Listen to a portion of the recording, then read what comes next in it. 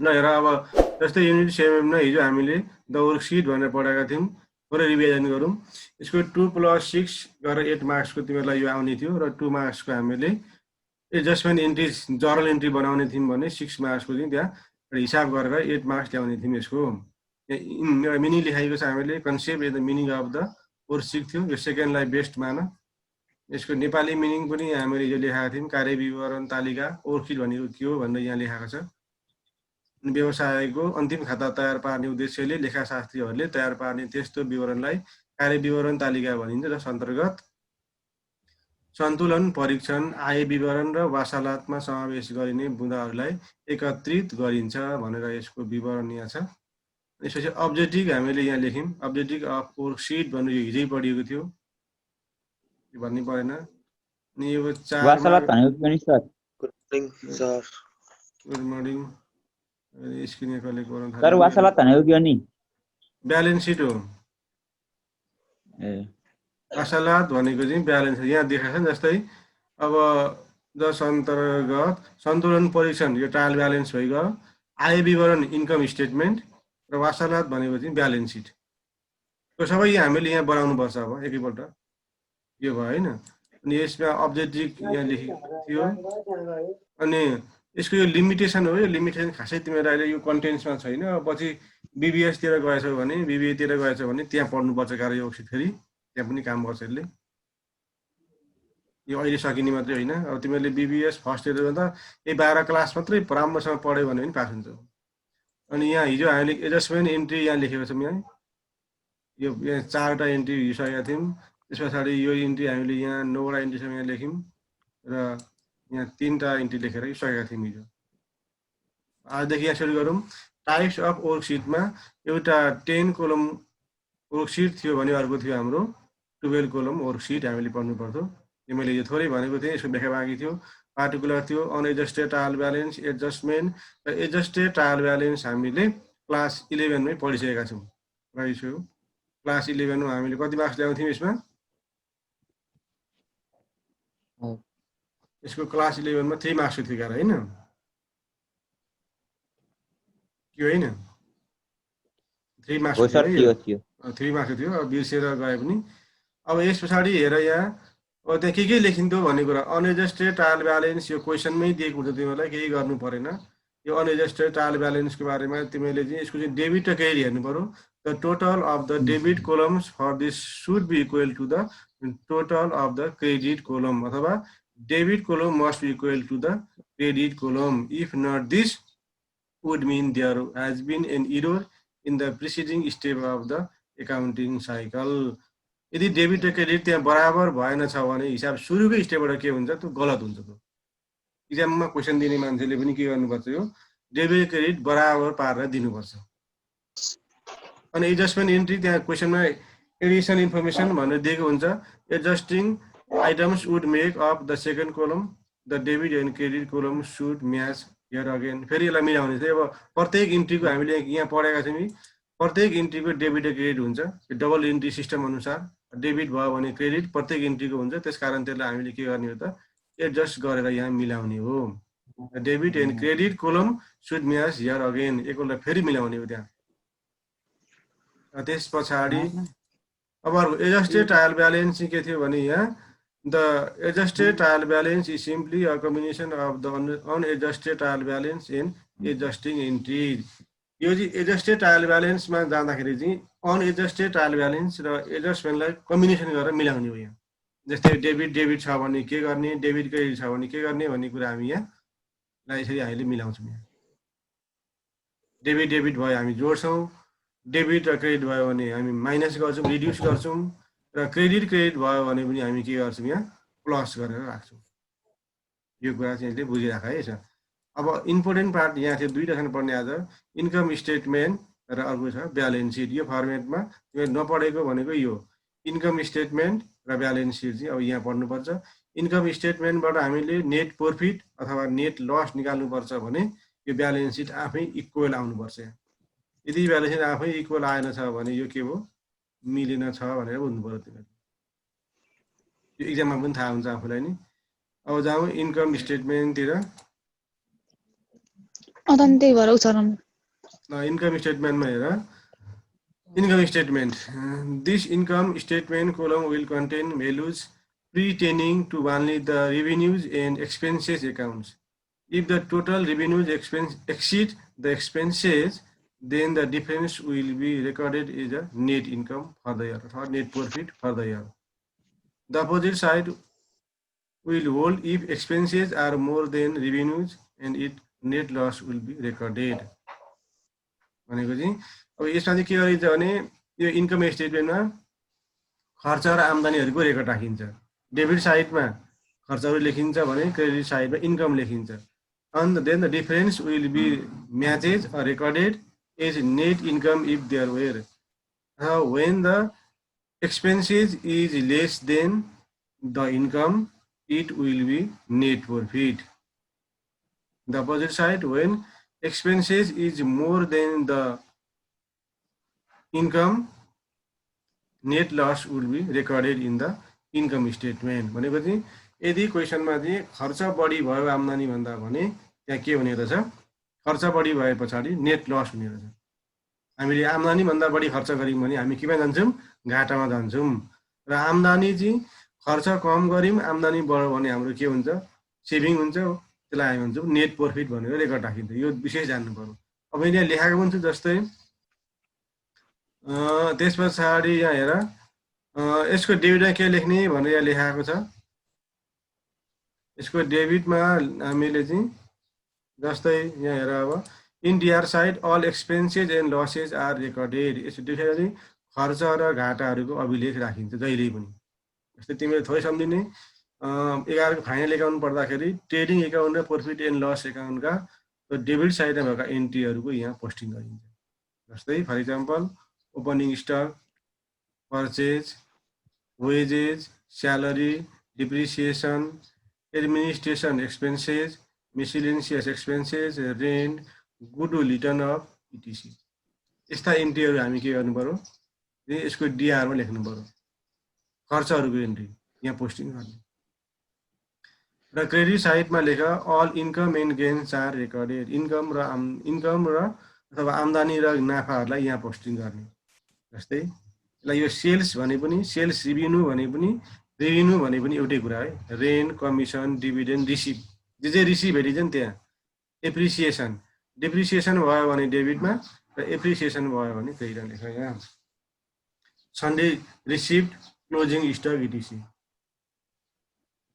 यसको के भन्नु पर्यो भने इन्कम स्टेटमेन्ट चाहिँ ट्रेडिङ एकाउन्ट र प्रॉफिट एन्ड लस एकाउन्टको कम्बाइन हो। डेबिटमा खर्चहरू लेख, क्रेडिटमा चाहिँ 1 वर्षभित्र हुने आम्दानीहरूको अभिलेख राख। 1 वर्षभित्र हुने खर्चहरू यहाँ र 1 वर्षभित्र भएका आम्दानीहरूको अभिलेख राख्ने। अनि यहाँ भनिएको छ अब if the total revenues exceed the expenses अथवा if the total income are more than expenses the net income would be recorded. यो क्लियर छ? यो एकदम ध्यान दिने कुरो यो के बुझ्नु पर्यो यसमा भने डेबिट साइडमा खर्चहरू लेख्ने र क्रेडिट साइडमा के लेख्ने त इन्कमहरूको एन्ट्री। त्यहाँ तिमीलाई अघि यो अनएडजस्टेड ट्रायल ब्यालेन्स दिएको हुन्छ नि क्वेसनमा। जस्तै यो क्वेसनमा यसमै भनौँ यसको यो अनएडजस्टेड ट्रायल ब्यालेन्सको यो डीआर साइडमा के दिएको हुन्छ यहाँ। यो डीआर साइडमा हामीलाई यहाँ एक्सपेन्सेस, लसेस र एसेट्सहरू दिएको हुन्छ। यतापट्टि इन्कम, ल्याबिलिटिज दिएको हुन्छ। त्यसमध्ये हामीले के गर्नु पर्यो, यो डीआर साइडमा भएका एक्सपेन्सेस एन्ट्रीहरूलाई यहाँबाट बोकेर हामीले यो इन्कम स्टेटमेन्टमा लगाएर राख्नु पर्यो। अब हामीले यो के गर्नु पर्यो भने अब जस्तै अब यहाँ भएका एन्ट्रीहरूलाई थपक्क जस्ताको जस्तै हामीले चाहिँ के गर्नु पर्यो त यहाँनिर ल्याएर राख्नु पर्यो एक्सपेन्सेसहरूलाई। यदि खर्चहरू हुन्छन् ती खर्चहरूलाई चाहिँ अनएडजस्टेड ट्रायल ब्यालेन्स भएका एक्सपेन्सेसहरूलाई इन्कम स्टेटमेन्टको डीआरमा ल्याउने। अनि त्यसै गरी यहाँ भएका यो एसेट्सहरूलाई हामीले कहाँ लाने हो त, यहाँ ल्याउने हो ब्यालेन्स सिटमा। यहाँ चाहिँ के लेख्ने रहेछ हामीहरूले, यहाँ लेख्नु पर्यो हामीहरूले, यहाँ चाहिँ हामीले के लेख्ने रहेछ त्यहाँ भन्छ भने एसेट्स लानु पर्यो। एसेट्स ल्याएर राख्ने यसमा।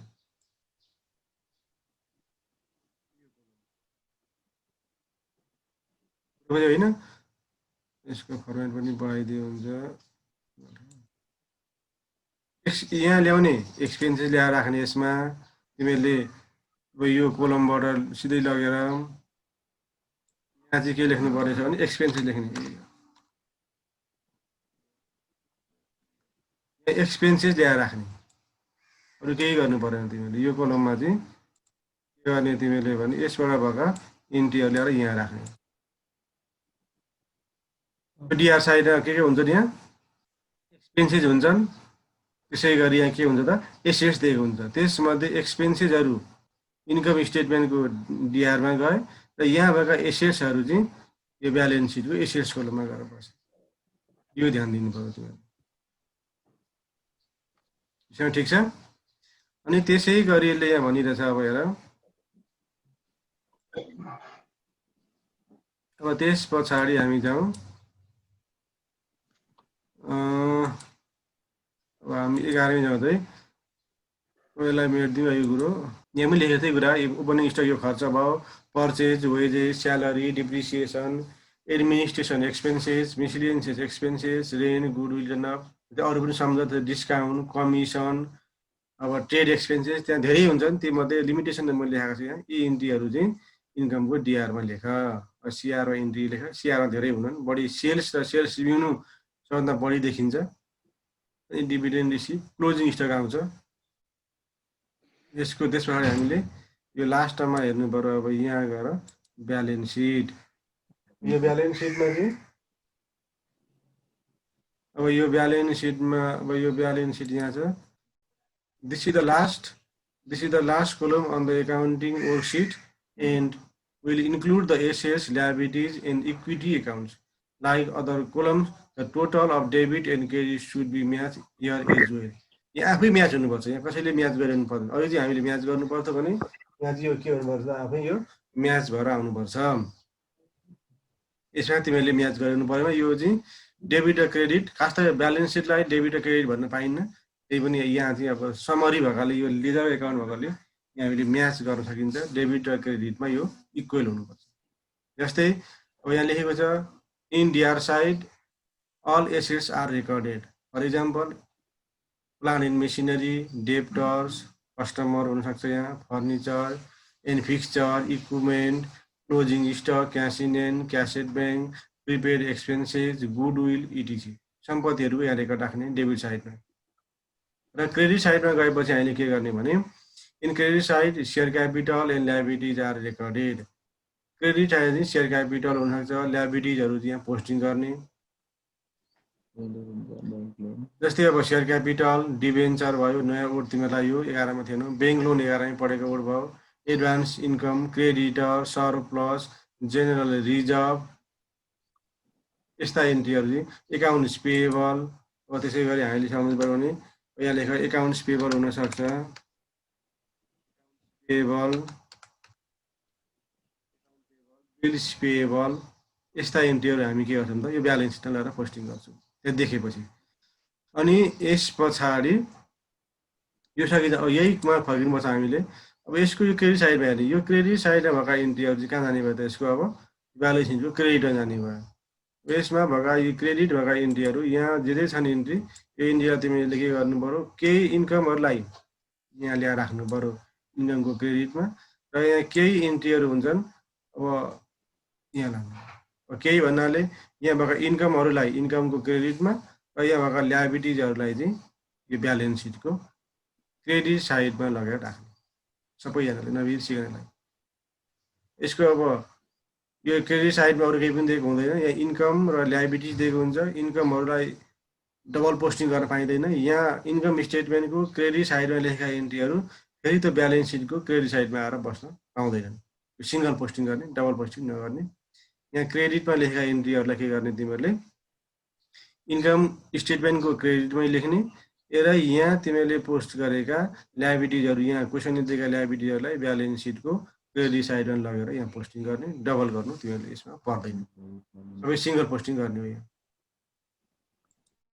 यहाँसम्म ठिक छ के छ कुरो बुझिन्छ यहाँसम्म अब लास्टमा यो कन्क्लुजन लेखाएको केही फरक परेन यो अब Conclusion in summary, an accounting worksheet is an internal document for the accounting department to analyze the accounts and its balances.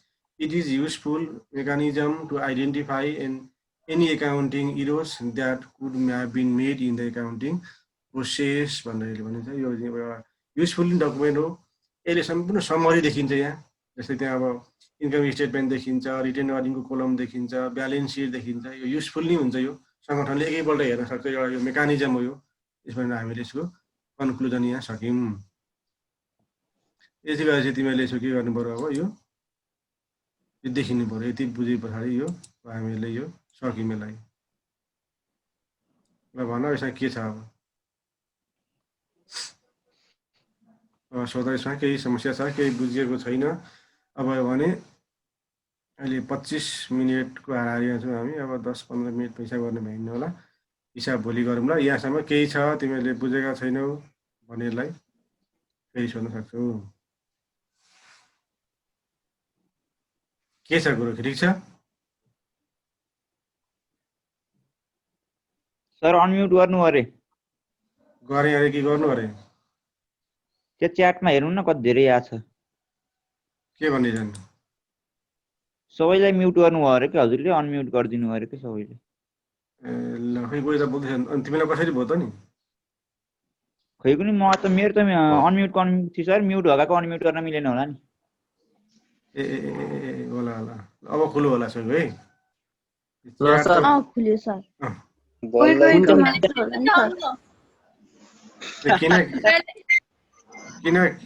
किन केटाकेटी शान्त भए भन्नु त्यस्तो कुरो छ?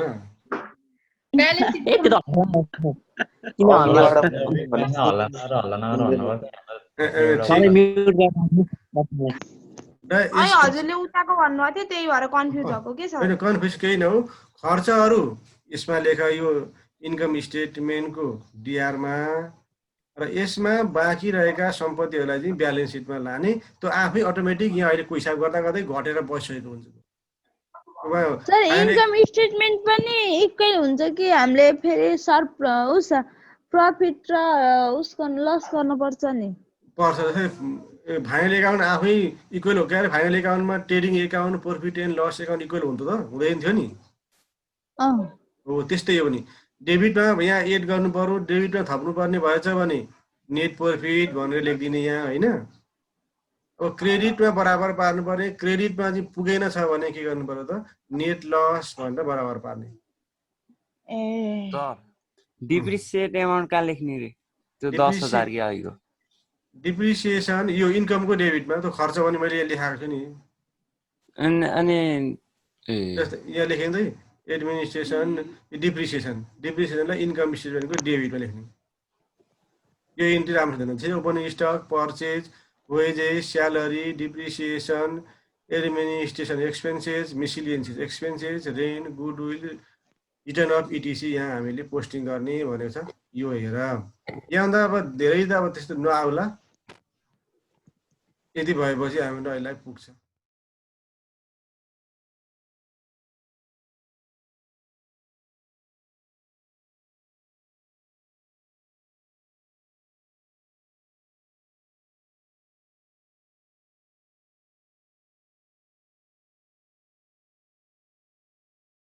पुग्छ।